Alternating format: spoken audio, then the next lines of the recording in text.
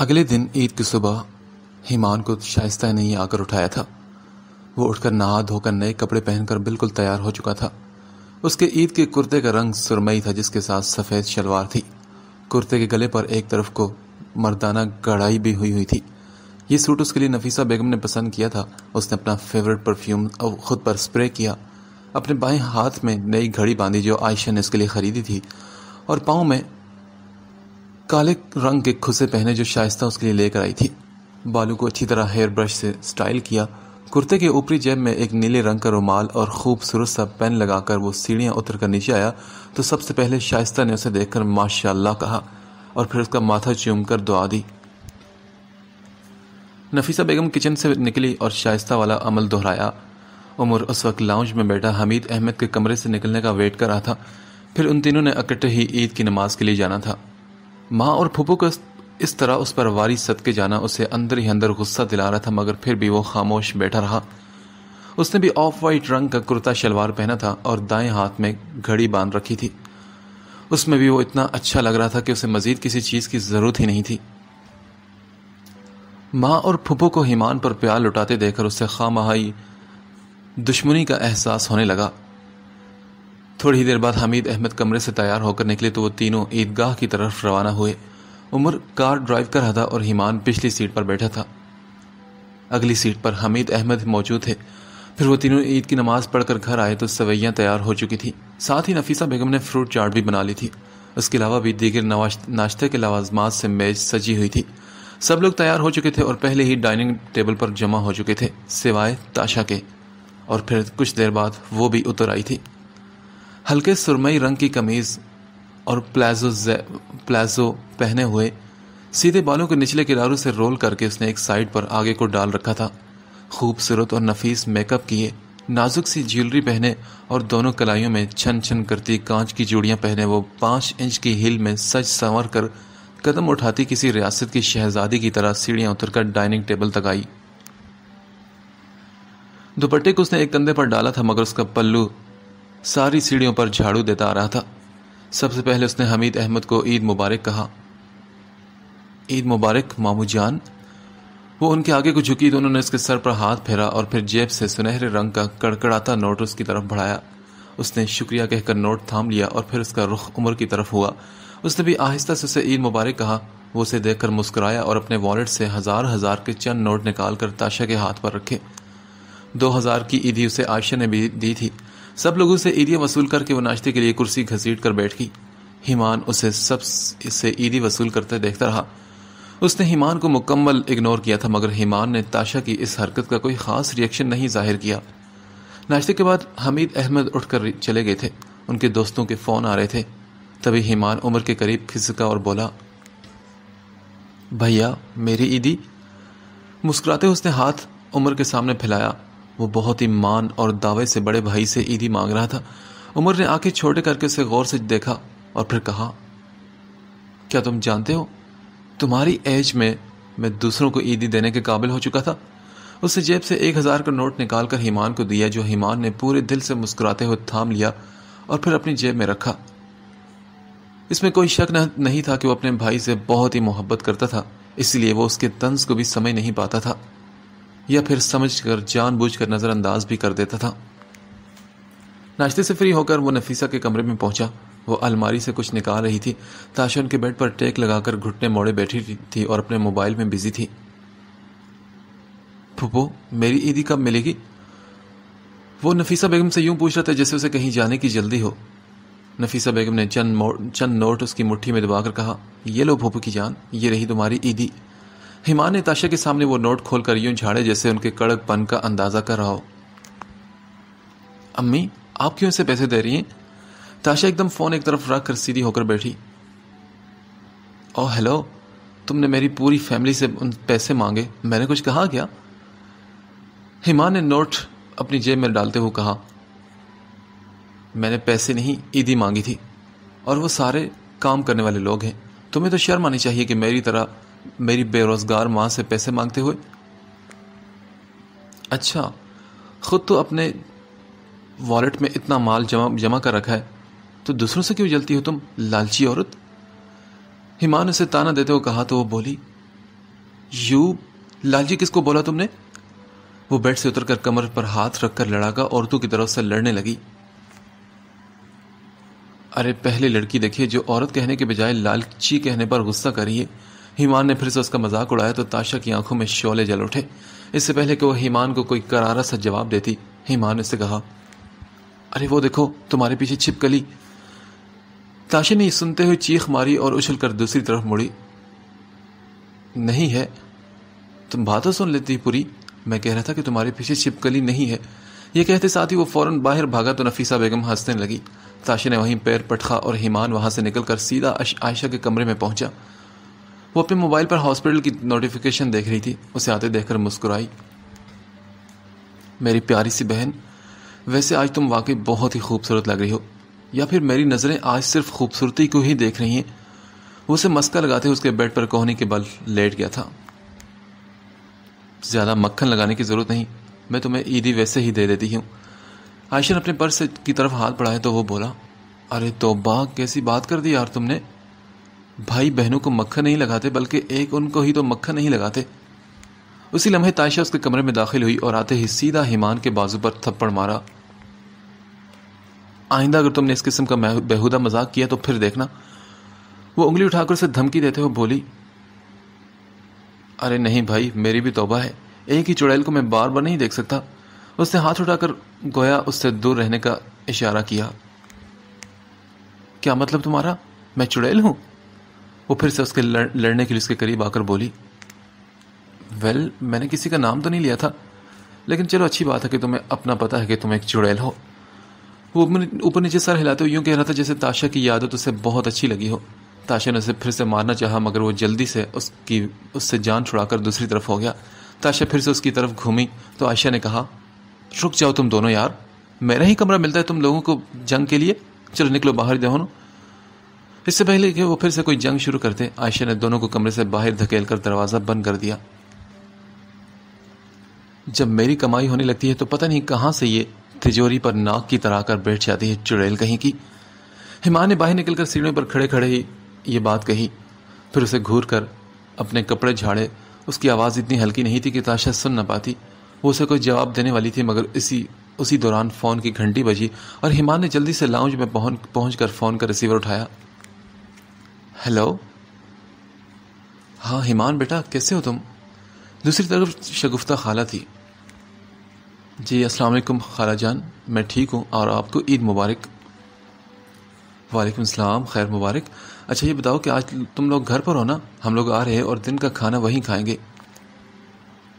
جی خالہ، ہم لوگ تو گھر پہ ہی ہیں، ضرور آپ ضرور آئیے۔ شگفتہ نے اپنے آنے کی اطلاع دی تھی اور ایمان کے لیے سرخ بتی جل اٹھی تھی۔ اس نے فوراً جا کر شائستہ کو ان کے بارے میں بتایا اور ساتھ ہی اپنے باہر جانے کا پلان بتا کر تھوڑی ہی دیر بعد وہ اپنے دوستوں سے ملنے نکل گیا۔ عید کا دن تھا اور اکثر فیملیز باہر گھومنے نکلی تھی۔ عمر نے حمید احمد کے ساتھ ہی ان دنوں آوارہ لڑکوں کا ایسا نقشہ کھینچا کہ وہ اسے ایسے خاص دنوں میں دوستوں کے ساتھ گھومنے پھرنے سے منع کر دیتے تھے۔ البتہ گھر کے اندر رہ کر ملنے کی اجازت تھی، اس لیے وہ سائم کے گھر کا کہہ کر نکلا۔ کون سا کسی نے اس کا پیچھا کرنا تھا۔ پھر دوستوں کے ساتھ گھوم پھر کر وہ رات میں ہی گھر واپس آیا تھا۔ اس سے امید تو تھی کہ تب تک شگفتہ خالہ کی فیملی جا چکی ہوگی۔ وہ سلام کر کے اندر داخل ہوا۔ وعلیکم السلام، تمہاری خالہ جان پوچھ رہی تھی کہ ایمان کہاں ہے، اور جب مہمان آیا کرے تو کچھ دیر گھر میں بھی ٹک جایا کرو۔ اس طرح کی حرکتیں بد تہذیبیں میں شمار ہوتی ہیں۔ لاؤنج میں داخل ہوتے ہی حمید احمد سے اس کا سامنا ہو گیا تھا۔ ان کے ایک پرانے دوست ان سے ملنے آئے تھے اور وہ بھی ان کے ساتھ بیٹھے تھے۔ حمید احمد کی بات سن کر انہوں نے دھیرے سے ان کے دوست کو بھی سلام کیا تو انہوں نے مسکرا کر اس کے سلام کا جواب دیا۔ وہ اپنے کمرے میں جانے کے بجائے ان کے ساتھ ہی بیٹھ گیا۔ عمر سے تو آپ کی ملاقات ہوتی رہتی ہے، ان سے ملیں، یہ میرا چھوٹا بیٹا ہے ایمان احمد۔ حمید احمد نے اپنے دوست سے اس کا تعارف کروایا تو انہوں نے مسکرا کر اسے دیکھا۔ ماشاءاللہ حمید، آپ کے دونوں بیٹے ہی بہت ہی پیارے ہیں، لیکن اس بیٹے کی تو قسمت مجھے اور بھی اچھی لگ رہی ہے۔ ان کی بات پر جہاں پر ایمان حیرت زدہ ہوا وہیں حمید احمد بھی ذرا سا چونک اٹھے۔ ارے آپ کب سے یہ سب باتیں کرنے لگے؟ حمید احمد کو اپنے دوست کی بات پر بالکل بھی یقین نہیں آیا تھا، کیونکہ جو حرکتیں ان کی نظر میں ایمان کیا کرتا تھا وہ ان کا نام روشن کرنے والی تو ہرگز بالکل نہیں تھی۔ دیکھیں حمید صاحب، کچھ چیزوں کے لیے خاص علم کی ضرورت نہیں ہوتی، دل کی آنکھ سے نظر آ جاتی ہے۔ آپ کا یہ لڑکا پارس ہے، یہ جس چیز کو ہاتھ لگائے گا نا تو وہ چیز سونا بن جائے گی۔ وہ پھر سے بولے تو ایمان ہولے سے شرما کر مسکرایا، اس کی تعریف جو ہو رہی تھی۔ اور پلیز شمسی صاحب، اس کو اتنا سر پر مت چڑھائیں، پہلے ہی نواب صاحب خود کو کوئی توپ چیز سمجھتے ہیں۔ آج دن کو ان کی سگی خالہ آئی تھی، عید کا موقع تھا، اپنے دوستوں سے ملنا ملانا چلتا ہے عید کے دن۔ دوستوں سے ملاقات کا بہانہ کر کے مہمانوں کی آمد سے پہلے یہ جناب چلے گئے تھے گھر سے۔ جانا اتنا ضروری تھا تو ان سے مل کر تو چلا جاتا۔ اب اس کی خالہ بھی کیا سوچتی ہوں گی کہ یہ تربیت کی ہے ہم نے، اب انہیں کیا معلوم کہ ہمارے نواب صاحب تو اپنی مرضی کے مالک ہیں۔ حمید احمد اپنے دوست کے سامنے اس کی شان میں جو باتیں کر رہے تھے وہ سنتے ہوئے ایمان نے شرمندگی سے اپنا سر جھکا لیا۔ شمسی صاحب کی تعریف نے جتنے اس کے دل میں خوشی کے بلبلے بنائے تھے وہ سارے حمید احمد کے لفظوں کی دھار نے چن چن کر پھاڑ دیے تھے۔ شمسی صاحب نے مسکرا کر اس کے جھکے ہوئے سر کو اور نظروں کو دیکھا اور پھر کہا، ارے حمید صاحب، آپ کا یہ بچہ بالغ اور سمجھدار ہے، اپنا اچھا برا سمجھ سکتا ہے، کچھ فیصلوں کا اختیار اسے بھی دیں، ماشاءاللہ سے اب تو اچھا خاصا جوان بھی ہے۔ پتہ نہیں ان کا جملہ حمید احمد کی سمجھ میں آیا تھا یا نہیں، مگر ایمان ان کی بات سن کر ہلکا سا مسکرایا۔ وہ پھر سے اس کی تعریف کر رہے تھے، اسے بابا جان کے یہ دوست بہت ہی اچھے لگے تھے۔ اور ہاں یہ بتاؤ کہ اس کی کوئی بات وغیرہ پکی کی ہے کہ نہیں؟ اب کی بار یہ جملہ انہوں نے خالصتاً حمید احمد سے بات کرتے ہوئے کہا۔ نہیں، ابھی صرف 2 بڑے موجود ہیں، پہلے ان کی شادی ہو جائے انشاءاللہ پھر اس کا سوچیں گے۔ حمید احمد نے دوست کو مطمئن ہو کر جواب دیا تو وہ بولے، ایمان بیٹا، کیا کوئی لڑکی ہے آپ کی نظر میں؟ انہوں نے بالکل دوستانہ انداز میں اچانک سے ہی ایمان سے پوچھ لیا۔ وہ ایک دم گڑبڑا کر باری باری دونوں کے چہرے دیکھنے لگا۔ شمسی صاحب، آپ بچے کو کن چکروں میں لگا رہے ہیں یار؟ ابھی تو اس کی اسٹڈی بھی کمپلیٹ نہیں ہے اور پھر کام، اس کے بعد لڑکی کی باری آئے گی۔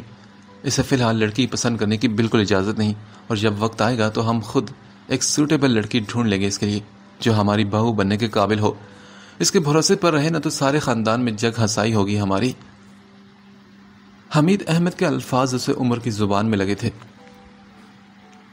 ارے حمید صاحب، ضروری تو نہیں ہوتا کہ جو ہم دیکھ رہے ہوں وہی سچ ہو۔ اکثر ایسا ہوتا ہے کہ ہمیں سامنے جو چیزیں نظر نہیں آ رہی تھی کیونکہ ہم وہ دیکھنے کی کوشش نہیں کرتے جو ہم سے پوشیدہ ہیں۔ بچوں پر بھروسہ رکھیں، وہ آپ کو مایوس بالکل نہیں کرے گا۔ شمسی صاحب اس کی مزید تعریف کرتے مگر شاید حمید احمد کو اس کے مزید بگڑ جانے کا اندیشہ تھا۔ انہوں نے وہ اسے وہاں سے اٹھانا ہی مناسب سمجھا اور کہا، سنو، صبح جلدی اٹھ جانا، انیسہ کے گھر جانا ہے۔ ان کی بات کا مطلب صاف تھا کہ اب تم جاؤ یہاں سے۔ اوکے بابا، ٹھیک ہے انکل، بہت اچھا لگا آپ سے مل کر، اللہ نے چاہا تو پھر ملاقات ہوگی، اپنا بہت خیال رکھے گا اور مجھے دعاؤں میں ضرور یاد رکھے گا۔ وہ ان سے ہاتھ ملا کر اٹھ کر وہاں سے چلا گیا۔ کبھی کبھار کسی کے 2 بول بھی دل کو کتنی خوشی دے دیتے ہیں، ایسے جیسے اچانک سے جلتے زخموں پر کسی نے ٹھنڈا ٹھنڈا مرہم لگا دیا ہو۔ وہ مسکراتے ہوئے خود کو آئینے میں دیکھنے لگا۔ کیا واقعی وہ کوئی پارس تھا؟ جیسے عمر کہتا تھا اور جیسا بابا جان سمجھتے تھے، وہ ویسا کامچور، کاہل، نکما اور غیر ذمہ دار بالکل نہیں تھا، بلکہ جیسا شمسی صاحب نے کہا تھا وہ بالکل ویسا تھا، سمجھدار اور پارس۔ اسے اپنی صلاحیتوں پر کوئی شک نہیں تھا، مگر کبھی کبھار ہمارے آس پاس کچھ ایسی اندیکھی ایسی دیواریں بن جاتی ہیں جو ہمارے قدموں کو روک لیتی ہیں۔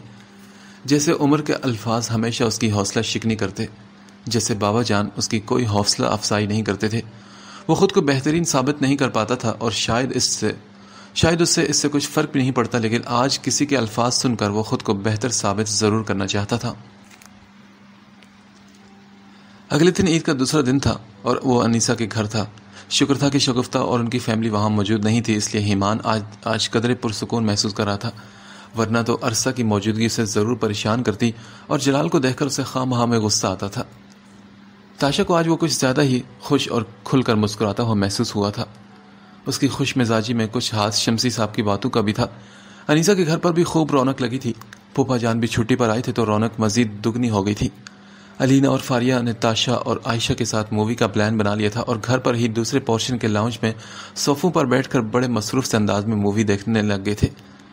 ایمان بڑوں کے ساتھ بیٹھا تھا اور بالکل خاموش تھا۔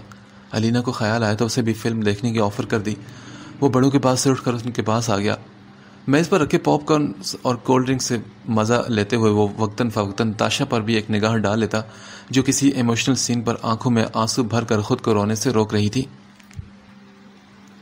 فلم کے آخری سین پر اسے روتے دیکھ کر ایمان کو ہنسی آ گئی۔ اس کی ہنسی کی گونج ان چاروں کے کانوں میں پڑی تو اس کی طرف مڑی۔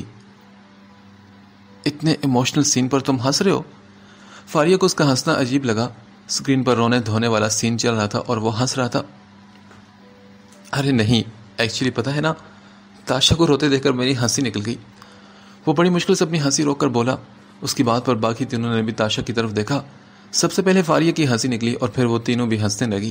تاشا کو ان سب پر غصہ آیا اور اسے اپنی گود میں رکھا کشن ہاتھ میں دبوچا اور صوفے سے اٹھ کر ایمان پر حملہ کر دیا۔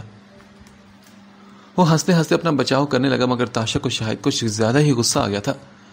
کشن سے مارتے اسے تسلی نہ ہو سکی تو اس نے اپنا پاؤں ایمان کے دونوں پیروں پر باری باری زور سے مارا اور پھر بھی اسے سکون نہ ملا تو ٹیبل پر رکھے پانی کے گلاس کا سارا پانی اس پر الٹ دیا اور پھر خالی گلاس ٹیبل پر رکھ کر پاپ کارنز مٹھی میں بھر لیے مگر اس سے پہلے کہ وہ ایمان پر پاپ کارنز پھینکتی وہ ایک دم صوفے سے اٹھ کر بھاگ اٹھا تھا۔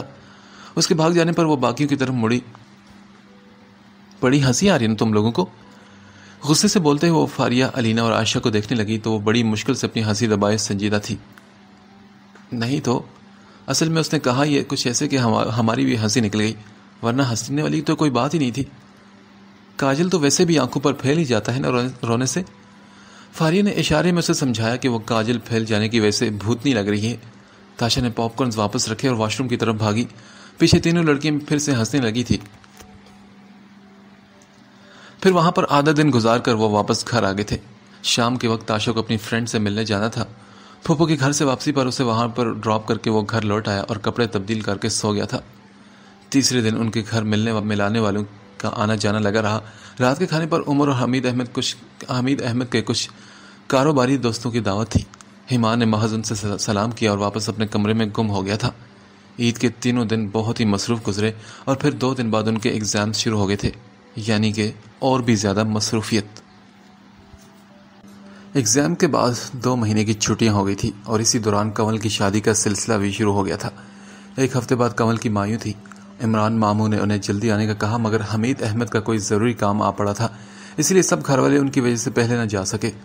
حمید احمد کا کام کنول کی مایوں تک بھی مکمل نہ ہو سکا، اس لیے انہوں نے بعد میں آنے کا کہہ کر سبھی کو عمر کے ساتھ بھیج دیا تھا۔ ان کے علاوہ باقی سب گھر والے کنول کی مایوں والے دن ہی پہنچے تھے۔ عمران ماموں سرگودا میں رہتے تھے۔ ان کا گھر کافی بڑا تھا۔ ایک طرف کو رہائشی حصہ تھا جہاں قطار میں کمرے بنے تھے اور ان کمروں کے سامنے کھلا سا صحن اور ایک لان تھا۔ 2 منزلوں پر مشتمل اس گھر کی بالائی منزل پر 2 کمرے تھے جس میں صرف سامان پڑا تھا، وہ رہائش کے طور پر استعمال نہیں ہو سکتے تھے اور باقی حصہ خالی تھا۔ اس کے اوپر ایک اور چھوٹی سی چھت تھی جہاں پانی کی بڑی سی سیمنٹ والی ٹینکی بنی تھی۔ راولپنڈی سے سرگودا تک کا تمام راستہ عمر نے ہی ڈرائیو کی تھی۔ کنول کی مایوں اور مہندی کے فنکشنز کا سارا ارینجمنٹ گھر کے لان میں ہی کر لیا گیا تھا۔ کنول کے نتھیالی رشتہ دار پہلے سے ہی ان کے گھر آ چکے تھے۔ اس کی 2 خالہ اور 3 ماموں تھے اور پھر ان کے بچے۔ وہاں رشتہ داروں کی اچھی تعداد موجود تھی۔ مایوں کا فنکشن شام کو جلدی شروع ہو گیا تھا۔ لڑکیوں نے تھال سجا لی تھے جن میں چوڑیاں، مہندی، گجرے اور دوسری بناؤ سنگھار کی چیزیں رکھی تھی۔ ایمان کو ان سب چیزوں سے کوئی سروکار نہیں تھا مگر بابر اور ولید اسے کھینچ کر زبردستی اپنے ساتھ لے گئے تھے، جہاں سبھی لڑکے لڑکیاں بہانے سے ایک دوسرے کو مہندی لگانے کی کوششیں کر رہے تھے۔ بابر کنول کا خالہ کا بیٹا تھا اور ولید اس کے ماموں کا۔ سبھی کزنز میں کافی رونق والا ماحول بن چکا تھا۔ ایمان نے تیز بھورے رنگ کا کرتا اور سفید شلوار پہنی تھی۔ تاشا گلابی رنگ کے فراک پہنے ہوئی تھی۔ عرصہ کا فراک ایمان کے جوڑے سے بالکل ایک جیسا تھا۔ اپنی میچنگ پر وہ بہت زیادہ خوش بھی تھی۔ لڑکیاں اپنے انجوائمنٹ میں مصروف تھی تو لڑکے آتش بازی میں۔ البتہ عمر بڑے اور بزرگوں کے ساتھ گپ شپ مار رہا تھا۔ عمر کی طبیعت سنجیدہ اور سوبر ہونے کی وجہ سے وہ شوخ مزاج بھی نہیں لگتا تھا اور نہ ہی شوخ مزاج لوگوں میں وہ کبھی بیٹھتا تھا۔ دلہن کو اپٹن وغیرہ لگا کر اور باقی رسمیں کر کے سبھی فری ہوئے تو لڑکیاں ڈھولک لے کر بیٹھ گئی۔ ان کے سامنے لڑکے بھی اپنی ٹولی بنا کر بیٹھ گئے اور یوں ہی دونوں ٹیموں میں زبردست قسم کا مقابلہ شروع ہو گیا تھا۔ ایک بار لڑکیاں گانا گاتی اور دوسری بار لڑکے۔ تاشا لڑکیوں کے درمیان بیٹھی تھی۔ ڈھولکی کے دوران ہی تاشا کو اپنے برابر سے کسی لڑکی کی آواز سنائی تھی۔ یار وہ لڑکا کون ہے؟ اس آواز پر اس نے رخ موڑ کر دیکھا تو کمل کی 2 سہیلیاں آپس میں باتیں کر رہی تھی۔ دوسری لڑکی نے جواب دیا، یار وہ تو کمل کا کزن ہے، اس کی پھوپھو کا بیٹا۔ پھوپھو کا بیٹا سنتے ہی تاشا کے کان کھڑے ہوئے۔ اس نے ذرا دور ایک کرسی پر بیٹھے عمر کو دیکھا جو کسی سے بات کرتے ہوئے دھیمے انداز میں مسکرا رہا تھا۔ اس کا دل ایک دم ہی دھڑکا تھا، اتنی سادگی میں بھی وہ کمال کا لگ رہا تھا۔ تیز نیلے رنگ کا کرتا اور سفید شلوار میں وہ اتنا ہینڈسم تو لگ ہی رہا تھا کہ کسی بھی لڑکی کا اس پر دل آ جاتا۔ تبھی پہلی والی لڑکی نے کہا، تمہیں بڑی انفارمیشن ہے ایسے لڑکوں کی؟ ہاں یار، اتنے ڈیشنگ لڑکے کے بارے میں انفارمیشن تو پہلے سے رکھنی چاہیے نا۔ دوسری لڑکی نے بھی جواب دیا تو تاشا کا دل بے ساختہ اور زور سے دھڑکا تھا۔ عمر پر کسی اور کی نظر تھی اور یہ بات تاشا کو فکر مند اور پریشانی میں مبتلا کر رہی تھی۔ اس نے لڑکیوں کی نگاہوں کا مرکز محسوس کر کے اپنی نگاہیں اس طرف موڑی تو ایمان کے مسکراتے ہوئے چہرے پر نظر پڑی۔ ایک دم ہی تاشا کا منہ بن گیا تھا۔ وہ ولید کی کسی بات پر نگاہیں جھکا کر مسکرا رہا تھا، پھر اس نے ولید کے کان میں کچھ کہا اور دونوں ہنسنے لگے۔ پتہ نہیں ایسا بھی کیا ہے اس بھوت میں جو 2 بیوقوف لڑکیاں اسے تاڑ رہی ہیں، وہ دل ہی دل میں برے منہ بنا کر سوچنے لگی۔ ویسے اس کا بڑا بھائی بھی اچھا خاصا گڈ لکنگ ہے اور وہ ابھی تک سنگل ہے، وہ دیکھو وہ رہا۔ دوسری والی لڑکی پھر بولی۔ اب کی بار تاشا کی سانس اٹک گئی تھی۔ اب وہ عمر کے بارے میں بات کر رہی تھی۔ تاشا کا سارا دھیان گانے سے ہٹ کر ان کی باتوں کی طرف ہو گیا۔ ہاں یار، دیکھنے میں تو وہ بھی بہت ہی ڈیشنگ ہے، ایسا کرو اسے تم لے لو، مجھے تو بس یہ والا چاہیے۔ اس لڑکی نے عمر کے بارے میں کہتے ہوئے ایمان کی طرف اشارہ کیا تو وہ لڑکی بولی، جی نہیں، اس پر پہلے میری نظر پڑی ہے۔ وہ دونوں آپس میں ایمان کے بارے میں فیصلہ کرنے لگی جس کے فرشتوں کو بھی ان کی باتوں کا علم نہیں تھا۔ تاشا کو ایک طرف تسلی ہوئی کہ ان کا دھیان عمر پر نہیں مگر بار بار ایمان کے لیے ان دونوں کو بحث کرتا دیکھ کر دل ہی دل میں اسے اکتاہٹ ہونے لگی اور وہ سوچنے لگی کہ آخر ہے ہی کیا اس فضول سے انسان میں۔ ایمان بھی تھوڑی دیر بابر اور ولید کے ساتھ سب کے بیچ بیٹھ کر گانے والے کھیل سے لطف اندوز ہو رہا تھا۔ تاشا لڑکیوں کے گروپ میں بیٹھی تھی۔ ایمان کی نظر اس کی طرف اٹھی تو وہ اسے ہی دیکھ رہی تھی مگر عجیب و غریب نظروں کے ساتھ۔ اسے خود کو دیکھتا پا کر ایمان کے ہونٹوں کا کنارہ ایک طرف سے اوپر کو اٹھا تو اس نے منہ بنا کر نگاہیں پھیر لی۔ ایمان کو اس کا یہ انداز بالکل سمجھ نہیں آیا تھا۔ اس کی مسکراہٹ ایک دم تھمی تھی اور وہ تاشا کے نظر انداز کرنے پر الجھ گیا تھا۔ گانے کے مقابلے کے اینڈ پر نتیجہ یہ نکلا کہ لڑکے جیت گئے اور لڑکیوں نے ان پر بے ایمانی کا الزام لگا کر شور مچا دیا۔ وہ کسی بھی صورت اپنی ہار ماننے کو تیار نہیں تھی۔ ایمان اس شور شرابے سے اٹھ کر اپنے کمرے کی طرف چلا گیا اور ایک صوفے پر لیٹ گیا تھا۔ لیٹے لیٹے اس کی آنکھ لگی۔ کچی سی نیند میں اسے اپنے ہاتھوں پر کسی کا لمس محسوس ہوا تو اس نے فوراً آنکھیں کھول دی۔ اپنے سامنے ہی پنجوں کے بل بیٹھے وجود کو دیکھ کر وہ ایک دم گھبرا کر اٹھ بیٹھا اور اس کا ہاتھ جھٹکا۔ تم یہاں کیا کر رہی ہو؟ وہ نیند کو بھگانے کی کوشش کرتے ہوئے بڑی مشکل سے عرصہ کو خود سے دور رکھنے کی کوشش بھی کر رہا تھا۔ اس کے اٹھ کر بیٹھنے پر وہ فوراً اس کے برابر بیٹھ گئی اور اس کا بازو تھام کر اپنے کندھے سے اس کے کندھے سے اپنا سر ٹکا دیا۔ ایمان، تم اندر آگے تھے تو میں باہر کیا کرتی؟ عرصہ کی بات پر ایمان نے جھٹکے سے اس کے ہاتھ میں سے اپنا بازو چھڑوایا اور اٹھ کر کھڑا ہو گیا۔ تمہارا دماغ ٹھیک ہے؟ یہ کر کیا رہی ہو تم؟ ہاں، اگر کسی نے دیکھ لیا تو جانتی ہو کیا ہوگا؟ وہ اسے اتنے بے باک انداز پر جھڑک رہا تھا مگر وہ اس کی ڈانٹ کا برا بنائے بغیر مسکرا کر کھڑی ہوگی اور اس کی آنکھوں میں دیکھ کر بولی، ہاں تو کیا ہوگا؟ سب کو پتہ چل جائے گا کہ ہم ایک دوسرے سے محبت کرتے ہیں۔ عرصہ پلیز، میں تم سے محبت نہیں کرتا اور یہ بات میں تمہیں آج آخری بار کہہ رہا ہوں، اس کے بعد تم میرے راستے میں مت آنا۔ اسے جواب دے کر وہ وہاں سے جانے لگا تو عرصہ نے اپنے دونوں ہاتھوں میں اس کا بازو پھر سے پکڑ لیا۔ ایمان، تمہیں میری محبت کیوں نظر نہیں آتی؟ کیوں تم مجھے اس طرح نظر انداز کر کے تکلیف دیتے ہو؟ ہاں تو میں نے کہا نا عرصہ کہ مجھے تم سے محبت نہیں ہے، مت کرو مجھ سے محبت، وہ چڑھ کر بولا اور ساتھ ہی اپنے جھٹکے سے اپنا بازو چھڑوا لیا تھا۔ میں کیا کروں، دل پر تو کسی کا اختیار نہیں ہوتا نا؟ ہاں، دل پر اختیار نہیں ہوتا عرصہ، لیکن اپنے کام اپنے خود پر تو اختیار ضرور ہوتا ہے نا۔ اور یہ جو بہانے سے تم ادائیں دکھاتے ہوئے میرے قریب آ جاتی ہو، یہ جانتے ہوئے بھی کہ میں ایک مرد ہوں، کوئی فرشتہ نہیں، تمہارے ساتھ کچھ بھی کر سکتا ہوں، اتنی بے خوفی سے تنہائی میں تم آتی ہی کیوں میرے پاس؟ وہ غصے میں اونچی آواز میں بولنے لگا تو عرصہ کی آنکھوں میں آنسو تیرنے لگے۔ میں تم سے محبت کرتی ہوں اور محبت اور جنگ میں تو سب کچھ جائز ہوتا ہے نا ایمان؟ کیا کہہ رہی ہو تم؟ ہاں، یہ تم جیسے لوگوں نے ہی مشہور کر دیا ہے کہ محبت اور جنگ میں سب کچھ جائز ہوتا ہے۔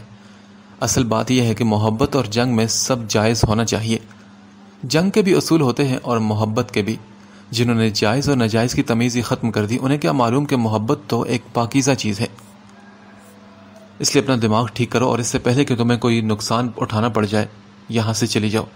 یہ کہہ کر وہ رکا نہیں، مگر جاتے جاتے دروازے پر تاشا سے اس کا زبردست قسم کا ٹکراؤ ہو گیا۔ آؤچ! جنگلی انسان، دیکھ نہیں چل سکتے تم؟ تاشا نے اس کی صورت دیکھتے ہی اپنا ماتھا سہلاتے ہوئے چڑھ کر کہا، جو ایمان کے سینے پر پتھر کی طرح لگا تھا۔ مجھے نظر نہیں آ رہا تھا، تم تو دیکھ سکتی تھی نا؟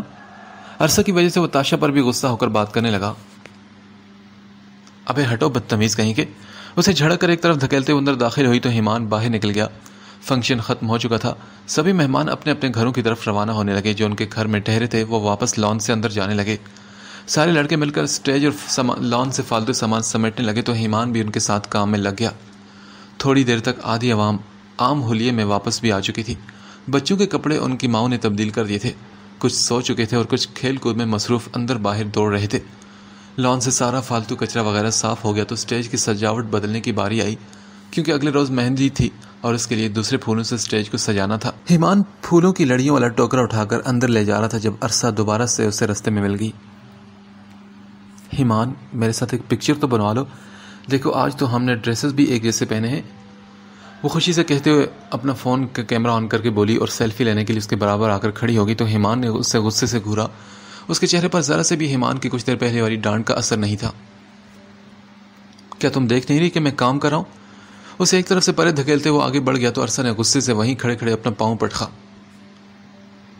کوئی بات نہیں ایمان احمد، تم بچ کر جاؤ گے کہاں؟ تم بھی یہی ہو اور میں بھی یہی، دیکھتی ہوں گے کب تک تم مجھ سے بچتے ہو۔ وہ خود سے یہ بات بولی۔ سارے سامان کو سمیٹنے کے بعد دوران عرصہ نے کتنی بار ایمان سے بات کرنے کی کوشش کی مگر وہ دوبارہ اکیلا ہوا ہی نہیں، کیونکہ جہاں وہ ایمان کو اکیلا دیکھتی اس کے پاس آ پہنچتی۔ وہ سارا وقت بابر اور ولید کے ساتھ ہی گپ شپ مارتا رہا اور ساتھ مل کر ان سے کے کام بھی کرتا رہا۔ عرصہ پھر مایوس ہو کر واپس چلی گئی۔ خدا خدا کر کے سارا پھیلاوا سمیٹا تو سبھی کو سونے کا خیال آیا۔ کمروں میں ساری جگہ فل تھی، خواتین کے ساتھ چھوٹے بچے بھی تھے، جبکہ مردوں کو بھی کمروں اور لاؤنج میں سونے کی جگہ مل گئی تھی۔ ایمان، بابر اور ولید سونے کے لیے جگہ ڈھونڈنے آئے تو کوئی جگہ نہ ملی۔ گھر کے اندرونی حصے میں ساری جگہ پر ہی مہمانوں سے بھری ہوئی تھی۔ وہ تینوں واپس لان میں آ گئے اور بابر نے اسٹیج پر چادریں بچھا کر ان تینوں کے لیے سونے کی جگہ بنا لی تھی۔ پہلے بابر لیٹا اور پھر ایمان اور پھر اس کے ساتھ ہی ولید بھی وہیں لیٹ گیا۔ سنو، کل ہم بازار چلیں گے۔ بابر کو لیٹے لیٹے اچانک ہی خیال آیا۔ کیوں؟ سب خیری تو ہے؟ ہاں یار، کچھ نہیں، بس کچھ سامان لینا ہے مہندی وغیرہ کا۔ تو فیروزہ خالہ نے ایک نئی لسٹ بھی تھما دی ہے۔ لڑکیوں کے بھی اپنے نخرے ہیں یار، بھائی ایک بار کی چیز کو دوبارہ استعمال کرنا توہین سمجھتی ہیں۔ وہ تینوں آپس میں باتیں کرنے لگے۔ ایمان خاموشی سے ان کی باتیں سن رہا تھا۔ تبھی ولید نے ایمان سے کہا، تم بھی چلو گے نا ہمارے ساتھ؟ ہاں بالکل یار، نیکی اور پوچھ پوچھ، اسی بہانے سرگودا دیکھ بھی لیں گے۔ ایمان نے فوراً ہاں کر دی تھی۔ بابر اور ولید سے اس کی اچھی دوستی بھی ہو گئی تھی۔ اگلے دن کی پلاننگ کرتے کرتے وہ وہیں سو گئے تھے۔ پھر اگلا دن بھی بہت زیادہ مصروفیت والا تھا۔ ساری عورتیں اپنی اپنی تیاریوں میں مصروف تھی۔ کوئی چہرے پر ماسک لگا کر بیٹھی تھی تو کوئی فیشل کروا رہی تھی۔ شادی والا گھر کم اور بیوٹی پارلر زیادہ لگ رہا تھا، جہاں بڑے بڑے پیمانے پر رنگ و روغن کا کام جاری تھا۔ دلہن سے زیادہ مہمان خواتین خوبصورت لگنے کے چکر میں تھی۔ کسی نے پارلر جانا تھا تو کسی نے درزی کے پاس۔ لڑکے سبھی تقریباً مصروف تھے۔ کسی سے کچھ منگوایا جا رہا تھا اور کسی کو پک اینڈ ڈراپ سروس کے لیے بلایا جا رہا تھا۔ بابر، ولید اور ایمان تینوں ہی ناشتہ کر کے آنکھ بچا کر کھسے گئے تھے۔ بابر بائک چلا رہا تھا اور ایمان اور ولید اس کے پیچھے بیٹھے تھے۔ پہلے تینوں لڑکے لسٹ والا سامان لینے مطلوبہ دکان پر پہنچے اور سارا سامان خرید کر انہوں نے ولید کو سامان دے کر گھر بھیجا اور بابر ایمان کو لے کر ایک پان والے کے کھوکے پر آ گیا۔ چلو بھائی، آج تمہیں سرگودا کا خاص پان کھلاتے ہیں۔ کیا یاد کرو گے کہ سرگودا والوں نے کیسی مہمان نوازی کی تھی؟ اس نے پان والے کو آنکھ ماری اور اسپیشل والا کہہ کر پان بنانے کا کہا۔ باتیں کرتے کرتے پان بن بھی گیا تو بابر نے ایک پان ایمان کی طرف بڑھایا اور دوسرا اپنے منہ میں ڈالتے ہوئے 3 ڈبیاں سگریٹ کی بھی اٹھا لی تھی۔ پان والے کو پیسے دے کر وہ وہیں رک کر ولید کا ویٹ کرنے لگے اور کافی دیر بعد وہ واپس آ گیا۔ یار، یہ عورتیں بھی کیا مخلوق چیز ہیں، بڑی مشکل سے جان چھڑا کر نکلا ہوں بھائی. رشیدہ آنٹی نے تو میرا بازو ہی پکڑ لیا تھا کہ ابھی درزی کے پاس جانا ہے کیونکہ اس نے 2 شیڈ ہلکی پائپنگ لگا دی ہے. یار 6 گھنٹے بعد فنکشن ہے, اب درزی کیا ان کی قمیص ادھیڑ کر ان کی پسند کی پائپنگ لگا دے گا؟ توبہ ہے یار. بابر نے ہنستے ہوئے ایک سگریٹ کی ڈبی سے تھمائی. یہ لے یار, جس کے لیے تو آیا تھا. ایمان نے اس کی طرف چونک کر دیکھا. اچھا تو تم لوگ صرف سگریٹ کی خاطر آ جائے تھے؟ ہاں تو اور کیا, یہ لو یہ تمہارے لیے. بابا نے ایک سگریٹ کی ڈبی ایمان کی طرف بڑھائی تو اس نے تھامنے کے بجائے نہ میں سر ہلایا. نہیں یار, اگر بھیا نے دیکھ لیا تو؟ ابے یار نہیں دیکھتے تمہارے بھیا, یہاں تو پی سکتے ہو نا. ہم ایسے ہی ذرا سا کر لیتے ہیں اسموکنگ, تھوڑی سی عیاشی کر لیتے ہیں بس. اور ہمیں بھی اس گھر سے کوئی آفیشیل پرمٹ نہیں ملا ہوا اسموکنگ کرنے کا, بس چھپ کر ہم بھی پی لیتے ہیں. اس نے ڈبی کھول کر ایک سگریٹ ایمان کو دیا اور دوسرا اپنے منہ میں دبایا. اشارے سے ولید سے لائٹر مانگا اور پھر تینوں باری باری اپنی اپنی سگریٹ جلا کر دھواں فضا میں چھوڑنے لگے. سنو, آج رات موقع دے کر ہم تینوں چھت پر سگریٹ پارٹی کریں گے, اور ہاں جلال کو کوئی بھی اس بارے میں مت بتائے. ولید نے یہ کہا تو ایمان کے منہ سے بے اختیار نکلا, اسے کیوں نہیں؟ بس یار ہماری اسے شروع سے نہیں بنتی, خواہ پنگے کرتا رہتا ہے وہ ہم سے. تمہارا کزن ہے پر برا مت ماننا یار, وہ اچھا انسان نہیں. بابر نے کہا تو ایمان مسکرا کر بولا, میں کیوں برا مانوں گا, میری تو خود بھی نہیں بنتی اس سے. اس کی بات پر ان تینوں کے چہروں پر ایک ساتھ مسکراہٹ پھیل گئی تھی. سگریٹ کو آپس میں جوڑتے انہوں نے باواز بلند کہا, چیئرز, اور پھر تینوں نے ایک لمبا سا کش کھینچا تھا. باتوں کے دوران 2-4 سگریٹ پھونک کر وہ بازار گھومنے نکل گئے تھے. رستے سے دہی بھلے اور فروٹ چاٹ کھا کر آخر میں الائچی سپاری چباتے ہوئے تینوں گھر واپس آ گئے تھے. شام کے 4 بج گئے تھے. لڑکے سب مل کر لان کی سجاوٹ کر رہے تھے جسے مہندی کے فنکشن کے حساب سے دوبارہ سجایا جا رہا تھا. ان تینوں نے بھی خود کو مصروف کر لیا تھا, جبکہ جلال بیچ بیچ میں آنکھ بجا کر وہاں سے ہٹ جاتا اور عورتوں میں جا کر بیٹھ جاتا. 1-2 بار اس نے تاشا سے فری ہونے کی کوشش کی تو اس نے مکمل نظر انداز کر دیا. اس کے بعد کبھی وہ کس لڑکی سے فری ہو کر گپے لگاتا اور کبھی کس لڑکی سے. تاشا کے نو لفٹ سے کوئی خاص فرق نہیں پڑ رہا تھا کیونکہ یہاں اتنی ساری لڑکیاں تھیں, اس کی انٹرٹینمنٹ تو ہو ہی رہی تھی. ساری سجاوٹ مکمل ہوگی تو آہستہ آہستہ مہمان بھی آنے لگے. اب سجاوٹ میں مصروف لڑکوں کی تیار ہونے کی باری تھی. سبھی لڑکیوں نے مہندی کے جوڑوں کے ساتھ گلے میں سبز اور سنہری مہندی والا دوپٹہ ڈال رکھا تھا. کچھ دیر میں کمل کو مہندی کی دلہن کی طرح سجا کر دوپٹے کے سائے میں لایا گیا تھا. دلہن کی اپنی کزنز بہت زیادہ تھی. تاشا خود ہی آگے نہیں بڑھی مگر لڑکیوں نے اس کی جگہ بھی بنا دی تھی. وہ سب سے آخر میں دوپٹے کا کونا پکڑے ان کے ساتھ چل رہی تھی. دلہن کو اسٹیج پر بٹھانے کے بعد وہ سبھی لڑکیوں کے پیچھے پیچھے اسٹیج سے نیچے اتری تو اس کی نظر کچھ فاصلے پر کھڑے عمر پر پڑی جو عمران ماموں سے کوئی بات کر رہا تھا. اس نے بھی دوسرے سب لڑکوں کی طرح سفید رنگ کا کرتا اور شلوار پہن رکھی تھی. تاشا کی نظروں نے بے ساختہ عمر کے خوبصورت چہرے کو اپنی آنکھوں میں محفوظ کرنا چاہا تھا. وہ کئی لمحے اسے محبت پاش نظروں سے دیکھتی رہی مگر کسی لڑکی نے ساتھ سے گزرتے ہوئے انجانے میں اسے دھکا دیا تو وہ ہوش کی دنیا میں واپس آ گئی. آس پاس کی رونق دیکھتے ہوئے اپنے دل کی دھڑکنوں کو قابو کرنے لگی. ایمان کا سامان عائشہ کے پاس اسی کے کمرے میں تھا. عائشہ نے اسے جوڑا استری کر کے بھجوا دیا تھا. سب لوگ باہر آ چکے تھے. اب کمروں کی طرف اکا دکا لوگ تھے. سب سے آخر میں وہی تیار ہو کر نکلا. اس کے سفید سوٹ کی قمیض کے دونوں کندھوں اور گلے پر آف وائٹ دھاگے سے کڑائی ہوئی تھی. یہ سوٹ ایمان نے بہت شوق سے بنوایا تھا. وہ کمروں کی طرف سے نکل کر لان کی طرف آتا ہوا بہت ہی پیارا لگ رہا تھا. نفیسہ نے دور سے ہی اسے دیکھا اس کی بلائیں لی تھی. جیسے ہی اس نے لان میں قدم رکھا تو بہت سی آنکھیں اس کی طرف اٹھی تھی. تاشا کے ساتھ کھڑی عرصہ کی نظریں فوراً کسی میگنیٹ کی طرح ایمان کے چہرے سے چپک گئی تھی. ان میں ایک انوکھی چمک آ گئی تھی. کئی دوسری لڑکیوں نے بھی اس کی طرف دیکھا. باقیوں کی نظروں سے انجان وہ تاشا کو دیکھ کر دھیما سا مسکرایا اور اسی طرف بڑھنے لگا. تاشا کو اسے مسکراتا دیکھ کر شدید غصہ آیا تھا. پچھلے کچھ عرصے سے وہ ایمان سے کچھ کھینچی سی تھی. عمر کو دیکھ کر اس کا جو موڈ ٹھیک ہوا تھا وہ ایمان کو دیکھ کر پھر سے خراب ہو گیا تھا. پتہ نہیں ایسا کون سا گناہ ہو گیا مجھ سے جو سزا کے طور پر یہ جن مجھے ہر جگہ نظر آ جاتا ہے. وہ دل ہی دل میں ایمان کو کوستے ہوئے ادھر ادھر دیکھنے لگی تو اس کی نظریں ایک بار پھر سے جا کر عمر پر ٹھہر گئی مگر اپنی نظروں کا راز چھپانے کے لیے اسے عمر سے نظریں ہٹانی پڑی. تاشا کا بگڑا ہوا موڈ دیکھ کر ایمان کی مسکراہٹ بھی ختم ہو گئی تھی اور ساتھ کھڑی اسے عرصہ بھی نظر آ گئی تھی. اسٹیج کی طرف جاتے جاتے وہ ایک دم رستہ بدل گیا. عرصہ نے اس کی بے رخی محسوس کر لی تھی مگر صاحب کے سامنے وہ کھل کر کچھ بھی نہیں کہہ سکتی تھی. لہٰذا چپ چاپ وہ وہیں کھڑی رہی. تھوڑی دیر تک ایمان پورے لان میں گھومتا رہا اور سب مہمانوں سے دعا سلام کرتا رہا. شکر تھا کہ عمر عمران ماموں کے ساتھ شادی کے بکھیڑوں میں مصروف تھا، اس لیے ایمان کو مکمل آزادی ملی ہوئی تھی۔ مہندی کی رسمیں شروع ہو چکی تھی۔ عبید اسے زبردستی اپنے ساتھ سٹیج کے پاس لے گئے جہاں ینگ پارٹی کا جھمگٹا لگا ہوا تھا۔ عبید ولید ماموں کا چھوٹا بھائی تھا۔ سٹیج کے ایک طرف لڑکے تھے اور دوسری طرف لڑکیاں تھیں جو باری باری سٹیج پر جا کر دلہن کو مہندی لگا رہے تھے۔ جب سارے بزرگ رسم کر چکے تو جوانوں کی باری آئی۔ سب سے پہلے عمر نے سٹیج پر قدم رکھا تو دوسری طرف سے تاشا فوراً آگے بڑھی۔ عمر نے دلہن کو مبارکباد دی، اس کی ہتھیلی پر مہندی لگائی اور ایک مٹھائی کا ٹکڑا اس کے منہ میں ڈالا اور پیسے سامنے رکھی ٹوکری میں ڈال دیے۔ اس کے بعد تاشا نے بھی یہی سب کیا۔ پھر وہ دونوں سامنے کی طرف رخ کر کے بیٹھ گئے۔ کیمرے کا فلیش چلا، تصویر بنی اور پھر عمر اٹھ کر سٹیج سے نیچے اتر گیا۔ تاشا ابھی تک وہیں بیٹھی تھی۔ اسے نظروں کے حصار میں رکھتے ہوئے ایمان فوراً سے عمر کی جگہ پر آ کر بیٹھ گیا تھا۔ اس کا ارادہ تاشا کے ساتھ ایک تصویر بنانے کا تھا، مگر اسے سٹیج پر چڑھتا دیکھ کر تاشا فوراً اٹھ کھڑی ہوئی تھی۔ وہ اسے مکمل اگنور کر کے سٹیج سے اتر گئی۔ اس کا گریز اور اسے اگنور کرنا ایمان کو بہت ہی زیادہ محسوس ہوا، مگر ایسا کوئی بھی ری ایکشن اس نے اپنے چہرے پر نہیں آنے دیا تھا۔ تاشا کی جگہ عرصہ آ کر بیٹھ گئی تھی۔ وہ دھیان نہ دے سکا کہ دوسری طرف کون آ کر بیٹھا ہے۔ کیمرے کی طرف دیکھتے اس نے کنول کو مٹھائی کھلائی اور دھیمی آواز میں اسے مبارکباد دی اور پھر تصویر بننے کا انتظار کیے بغیر ہی وہ سٹیج سے اتر گیا تھا۔ چند قدم آگے چل کر وہ رکا تو کسی نے جلدی سے سامنے آ کر اس کے منہ میں پورا گلاب جامن ٹھونس دیا تھا۔ اس حرکت کی کرتی دھرکتی لڑکی کو دیکھ کر اس کے چہرے پر چھائی ہوئی حیرت فوراً غصے میں تبدیل ہوئی، کیونکہ یہ سب کچھ عرصہ نے کیا تھا۔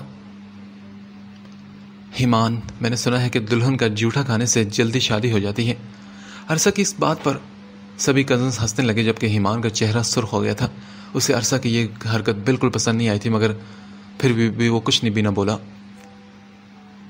ارے ایک عمر بھائی کو بھی کھلا دو، ہماری جنریشن کے بزرگ ابھی تک کنوارے ہیں یار، کسی کو خیال ہی نہیں۔ یہ بات جلال نے کہی تھی اور اس کی بات پر کئی لوگوں کی ہنسی ایک ساتھ بلند ہوئی تھی۔ ایمان کو بالکل ہنسی نہ آئی اور نہ ہی یہ مذاق اس سے اچھا لگا۔ وہ منہ میں ٹھوسی ہوئی مٹھائی نگلتا ہوا وہاں سے ہٹ گیا تھا۔ اس وقت وہ دوہری پریشانی کا شکار ہو چکا تھا، ایک تاشا کے نظر انداز کرنے کی وجہ سے اور دوسرا عرصہ کی وجہ سے، مگر پھر سب کی وہاں موجودگی کا لحاظ کرتے وہ خاموش ہی رہا، کیونکہ وہ خاندان کے سبھی لوگ موجود تھے اور لوگ تو باتوں کا بتنگڑ بنانے میں ماہر ہوتے ہیں۔ وہ ایسا کوئی ڈرامہ نہیں کرنا چاہتا تھا۔ باری باری سٹیج پر سب لوگ رسم کرنے کے لیے جا رہے تھے۔ وہ سٹیج سے ذرا فاصلے پر رکھی ٹیبل کے گرد ایک کرسی کھینچ کر بیٹھ گیا تھا۔ عرصہ اس کا پیچھا ضرور کرتی اگر وہ ٹیبل خالی ہوتی۔ تیز چمکتی روشنیوں کے باعث وہ ٹیبل پر بیٹھی خواتین کو قریب جا کر ہی دیکھ پایا تھا۔ وہاں عائشہ اور تاشا بیٹھی تھی۔ کیا تکلیف ہے تمہیں؟ اسے اپنے سامنے بیٹھا دیکھ کر تاشا کو اندر ہی اندر پھر سے غصہ آیا تھا، جس کا برہملا وہ اظہار بھی کر چکی تھی۔ کیا مطلب؟ اب میں نے کیا کیا ہے؟ اسے تاشا کا بلا وجہ کا غصہ سمجھ میں نہیں آیا تھا۔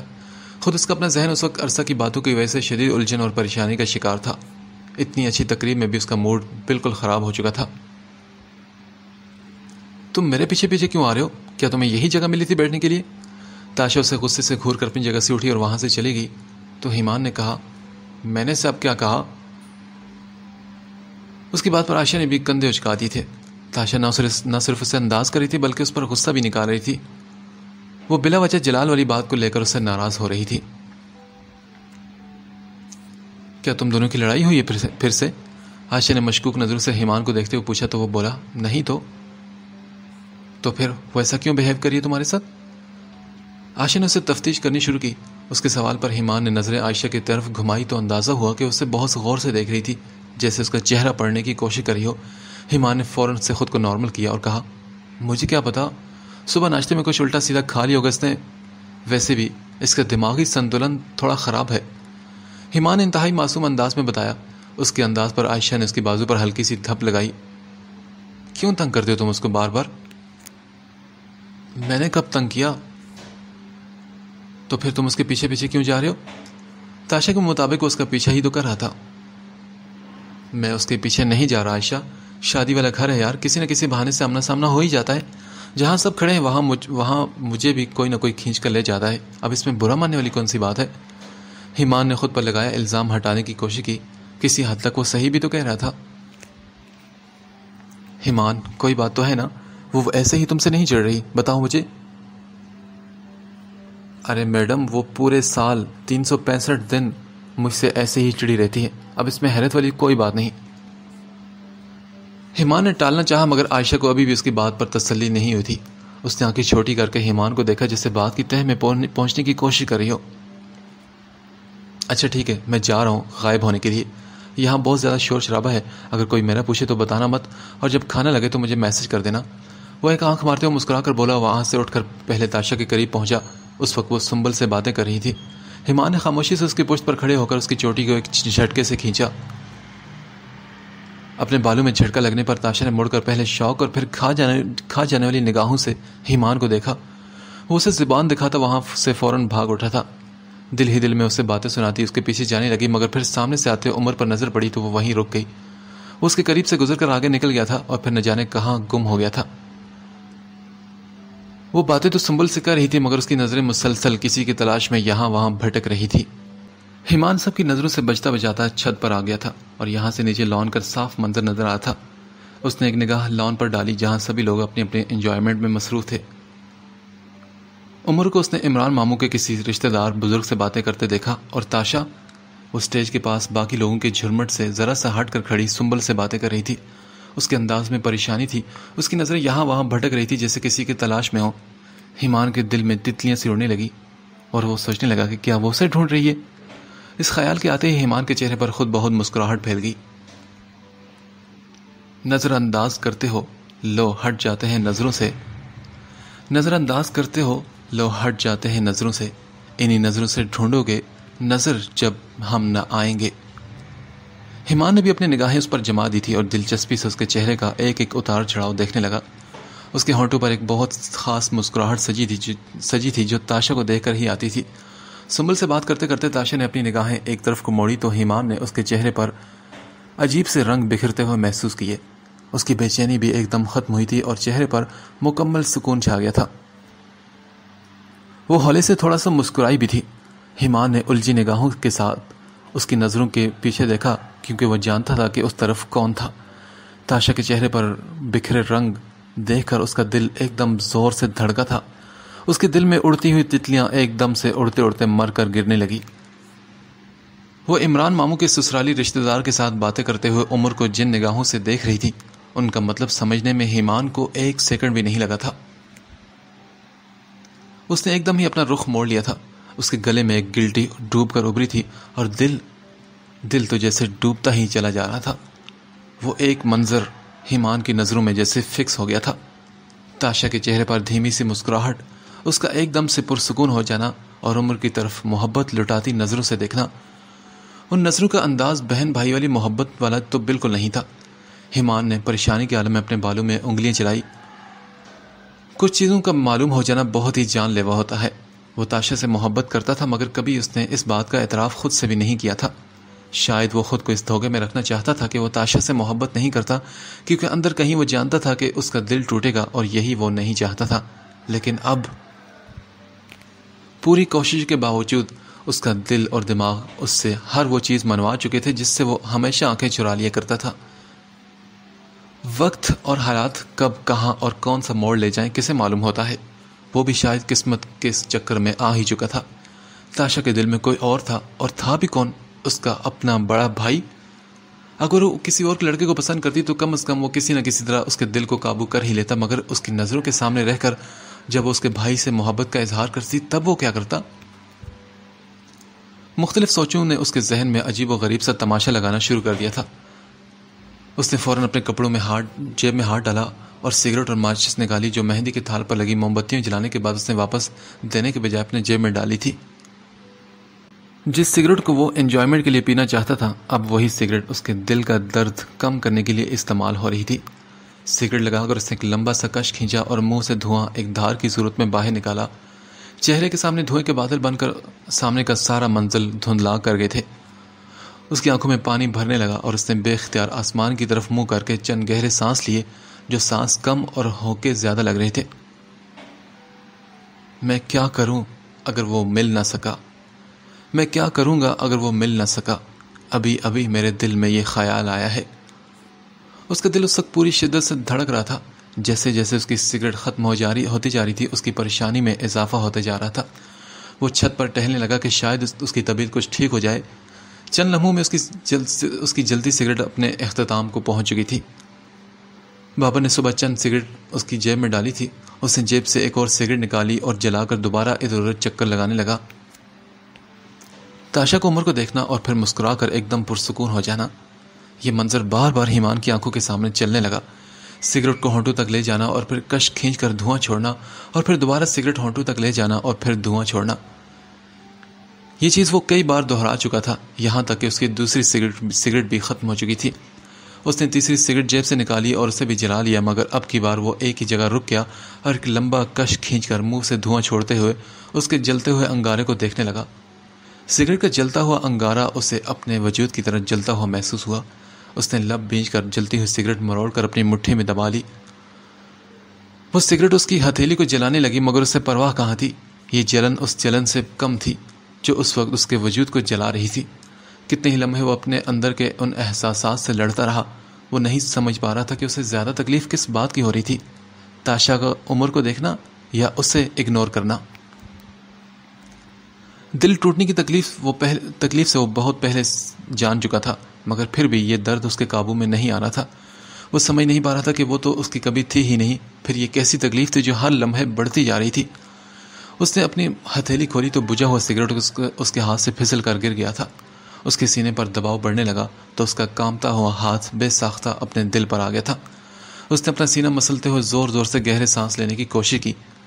اسے لگا کہ فضا میں اچانک سے جیسے آکسیجن کم ہو چکی ہے. اس کا چہرہ ضبط کی شدت سے سرخ ہو گیا تھا. اس کی آنکھیں جلنے لگی. ابھی تو محبت ٹھیک سے ملی بھی نہیں تھی کہ بچھڑ بھی گئی. دل کی دنیا یوں بھی بدلتی ہے، اسے آج یہ محسوس ہو رہا تھا. کچھ دیر تک وہ اسی حالت میں رہا اور پھر اس نے خود کو سمجھا بجھا کر پھر سے پہلے والا ایمان بننے کی کوشش کی، لیکن اس کی خوش مزاجی، اس کی شوخی ایک دم سے کہیں بہت دور چلی گئی تھی. اس نے ایک اور سگریٹ نکال کر لگایا اور اب وہ پرسکون ہونے کی کوشش کرتے ہوئے ساری توجہ اپنی سگریٹ پر رکھے ہوئے تھا.